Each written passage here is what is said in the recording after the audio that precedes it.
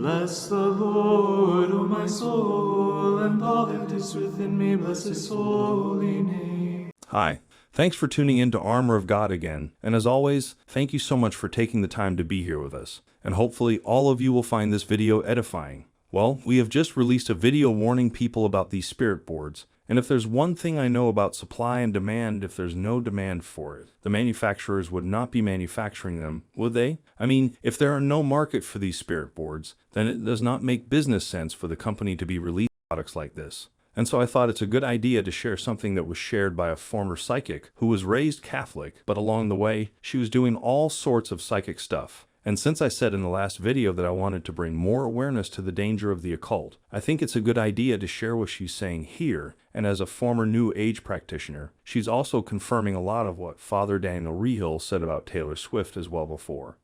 I was exposed to the supernatural, not in a good way, at a young age, and at 13 I had my first tarot card reading. That was when I started to seek it out. So yeah, from 13 all the way to that moment, which was in my young 20s, when the mediumship started, I was visiting tarot card readers, numerologists, astrologers, coffee grind readings, and I was doing them. So not only was I getting readings, but I was giving readings as well.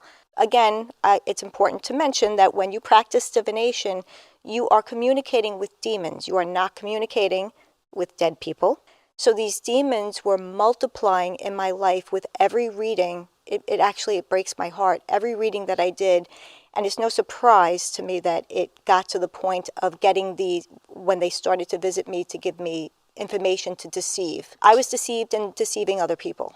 Parallel to doing these readings, I had moments of happiness in my life, but predominant anxiety, constantly being bothered by these entities. And I mean, I was seeing demons manifesting right before my eyes. They started touching me. I was hearing from them all the time, and this is where people need to be so careful. Psychic mediums may say, well, I know how to turn it off and turn it on and tell spirit to step back and when to step forward. And that's just not true. They're around you all the time with their sinister agenda. And I could just be in random places hearing from these familiar spirits and thinking I was helping people. But it became fearful at times too, because they were around me so much. I became fearful. And here's the part where she talked about Taylor Swift.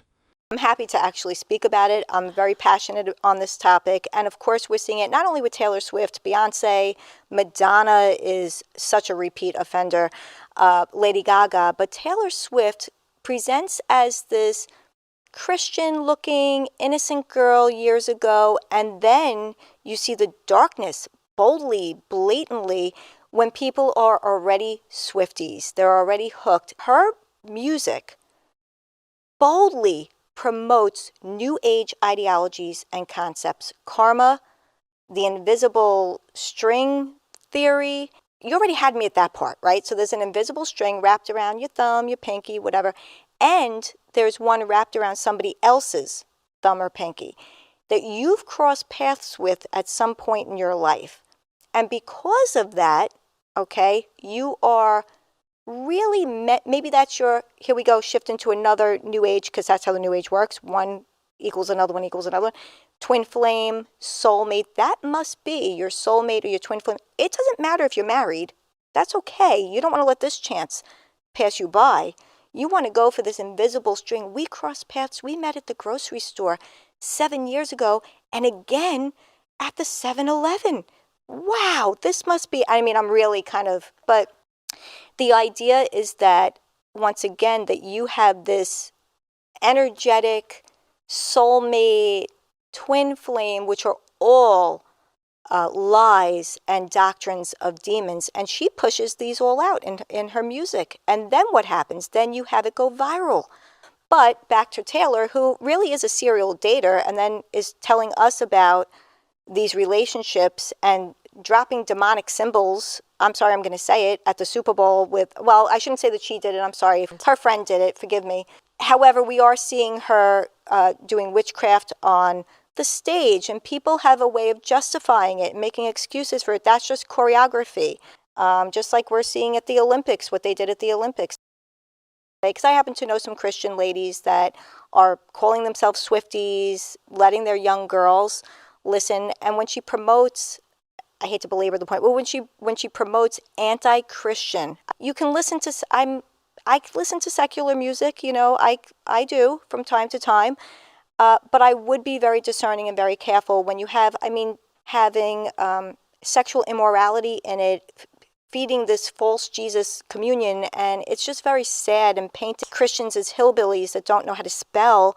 I think that you have to, I think when it's so in your face, I would steer clear of that. For the next several clips, what I'd like to do here is share something from the priests. And I decided to include these clips here because of what that former psychic shared just now in regards to the spiritual attack she experienced. And so I thought it's a good idea to share what the priests did when they are under attack by the demons. So we'll start with Father Carlos Martins here. I had this one case, and what occurred repeatedly for the first while, this case lasted several years, but for the first while, my cell phone would ring in the middle of the night, or it would buzz with a text message.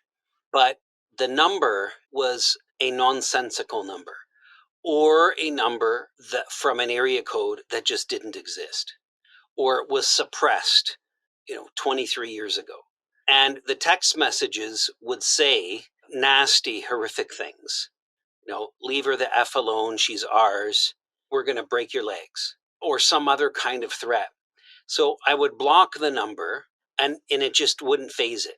The number would still get through, the same exact number, or an entirely different number. And even if I powered down the phone, I would just, some time would go by and then I would hear a ring again. So the phone was just powered up by itself. So for a while, I had to sleep with the phone outside my room, but it was really just a while. As we peeled the demonic relationship off of her, then these kinds of ancillary things started to fade away and die down. The demon lost his strength. And then there's also one from Father Daniel Rehill here, and I think this is in a way more related to what that former psychic talked about just now. But I had an encounter with a woman who was practicing witchcraft and all sorts of occult things. I didn't know it, but immediately after we put the pieces together. But I had a wedding in a different parish. I went up and did the wedding. This woman happened to be there. She, I guess, targets priests, it sounds like. And within a day, I was in like the most soul-crushing desolation that I've never felt this in my whole life. Even living in my pagan years as a sinner, nothing like this, where you just can't pray. You feel like you're doomed to hell. You feel like there's nothing that's going to save you, even though mentally I know all that's not true. And it just overtakes you physically. It's like, ugh. So a woman on my team who is up in that parish called and said, she's having all these same symptoms, and so is one of the priests up there. And she didn't know I had this. And I go, that's exactly what I'm experiencing. And so I said, can you get here for direction and we can talk about it? So she came to the parish. We started talking about timelines. When she met this woman is when it started for her. The priest there, a young priest, when he encountered her, it started for him. It took him down for 2 weeks. He was in bed.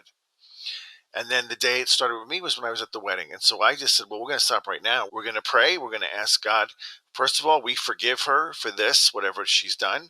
We ask God to come into it and bless her. And then I broke things off of everybody, and it immediately lifted. And I was like, wow, if there's ever proof, if you ever wanted proof that was that, there it is. And that was a big lesson for me, because I'm like, when people say they think they've been cursed, I'm like, well, what did you do? And I'm like, I encountered her. That's it. And she just put her horns up and said, I'm going after that one. So you live, you learn. And finally, there's this one from Father John Zeta as well. I had a case some years ago where I was asked to come to another diocese because they did not have an exorcist at that point. What happened was there was a person who was resigning from the Masons. So we went and we took care of that. But then there was also a situation in which the pastor of the parish asked me to come and do an exorcism in a particular room, which actually had been a confessional. And apparently a lot of the sexual abuse of children had taken place there. And so I did what I did. And The next day, I was definitely under attack. Emotionally, spiritually, I'm definitely under attack. And so I went to my good friend, Monsignor Grabowski, who is the exorcist for the Archieparchy of Philadelphia. And I said, I need prayer. I need some deliverance here. So we prayed. We're standing at the altar in his church. And so he's praying the prayers. And then all of a sudden the church bells began to ring. And he just looks at me, continues on, and then they started ringing again. He said, I don't understand this. These are on automatic timers, and they weren't supposed to be ringing, and why they were ringing. And I said, Monsignor, every time you mentioned the Immaculate Conception, the bells started to ring. What you didn't know was the church that I was in yesterday in this other diocese was the Church of the Immaculate Conception. And so that showed a powerful protection. Follow up on this, though, is this. I have told this story, I guess, in one or more interviews that had been done. I recently had a phone call from that pastor who is now actually the rector of the cathedral in his diocese, inviting me. He had heard the story, was delighted to hear it, and invited me to come to his diocese, actually in a couple of weeks, to speak to a group of people about this very situation. So he's excited, and I was very happy and being able to share that. But yes, I find that has happened any number of different times, that you feel this emotional and even sometimes physical attack that occurs after, particularly brutal sessions. Yes. For the next clip, I'd like to share something from Father Joseph Iannuzzi. Remember, one sin in the eyes of God is irreparable. Jesus tells us at Catherine of Siena. Why? Because God is infinite, and any offense against an infinite being is an infinite offense. Nothing finite can repair an infinite offense. So Adam and Eve were doomed. They had no hope once they sinned. They should have died. In fact, God told Adam in the Garden of Eden, if you sin, you shall certainly die. There was no equivocation here. And he should have died. He should have been condemned on the spot, along with Eve, because Adam was finite. He could never repair an infinite offense. But it was by virtue of God's mercy that Adam and Eve were not aware of at the time, that a remedy was prepared for their sin. And that was the virgin birth of Christ through Mary, the Virgin, from whom would come redemption, salvation, the opening up of the doors, and the justification of Adam and Eve's sin. They would be forgiven, and that would be justification, and they would be sanctified, whereby they would make it to heaven. For the second half of this video, again, we would like to share something from the visions of Blessed Anne Catherine. Of course, this part of this video is not directly related to what Father Iannuzzi just shared in that clip, but we'd like to share what happened before that.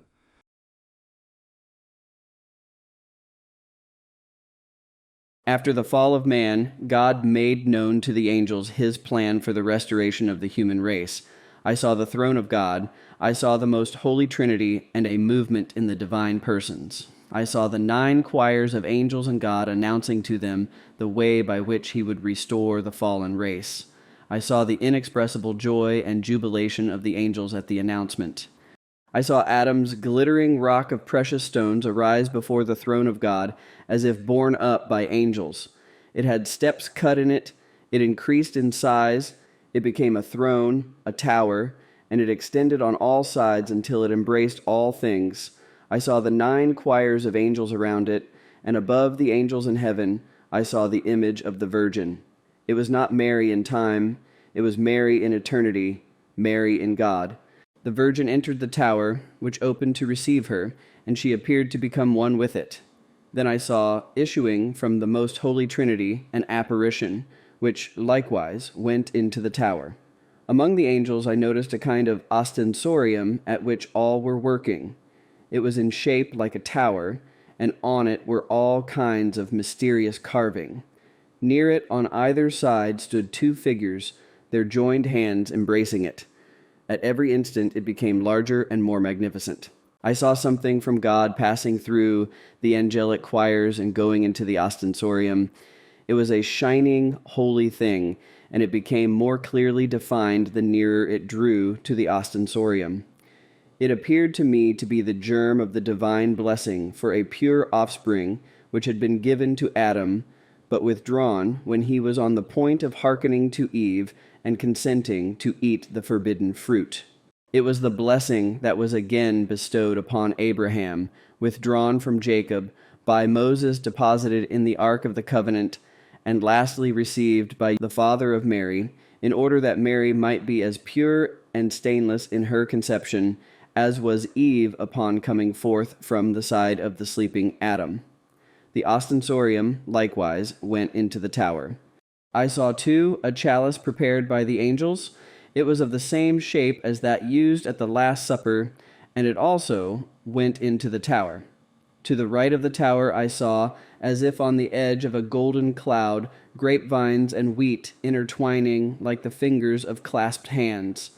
From them sprang a branch, a whole genealogical tree upon whose boughs were little figures of males and females reaching hands to one another. Its highest blossom was the crib with the child. Then I saw in pictures the mystery of redemption from the promise down to the fullness of time, and in side pictures I saw counteracting influences at work.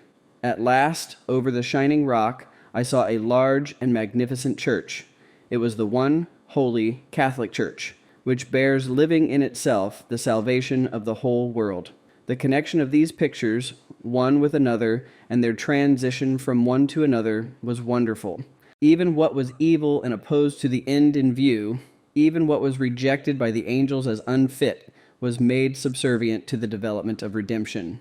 And so I saw the ancient temple rising from below. It was very large and like a church, but it had no tower. It was pushed to one side by the angels, and there it stood slanting. I saw a great mussel shell one make its appearance and try to force its way into the old temple, but it, too, was hurried aside. I saw appear a broad, lopped-off tower through whose numerous gateways figures like Abraham.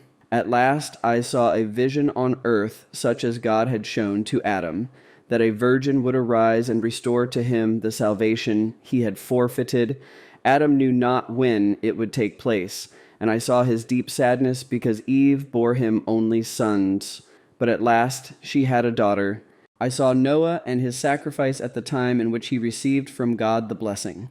Then I had visions of Abraham, of his blessing, and of the promise of a son Isaac. I saw the blessing descending from firstborn to firstborn, and always transmitted with a sacramental action. I saw Moses on the night of Israel's departure from Egypt, getting possession of the mystery, the holy thing, of which none other knew save Aaron. I saw it afterward in the Ark of the Covenant. Only the high priests and certain saints, by a revelation from God, had any knowledge of it. I saw the transmitting of this mystery through the ancestry of Jesus Christ down to Joachim and Anne, the purest and holiest couple that ever existed, and from whom was born Mary, the spotless virgin. And then I saw Mary becoming the living ark of God's covenant.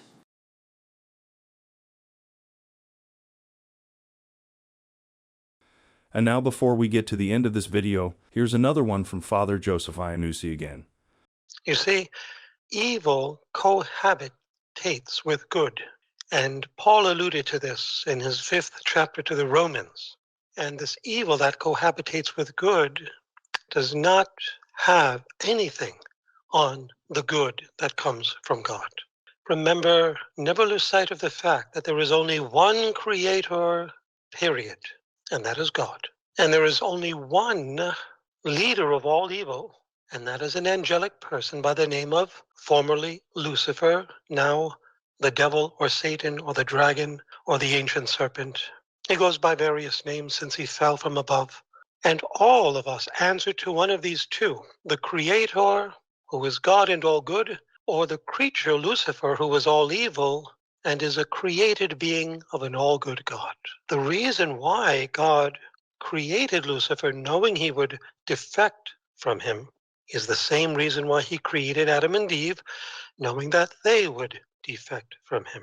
And that is, God can draw good even from evil, on one condition, that those who commit the evil repent and turn back to God. St. Paul says this, who was a murderer. Moses alludes to this, who was a murderer. David says this in his psalm, who was an adulterer.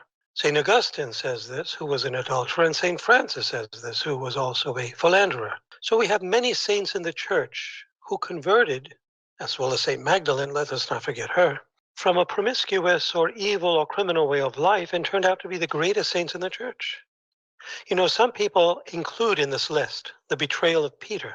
I've even heard a bishop from Africa, when he was talking about the declaration of the Pope, Fiducia Supplicans, saying, even the Pope betrayed Jesus. Well, excuse me, but I would like to correct that Catholic bishop with all due respect. Peter was not Pope when he betrayed Jesus.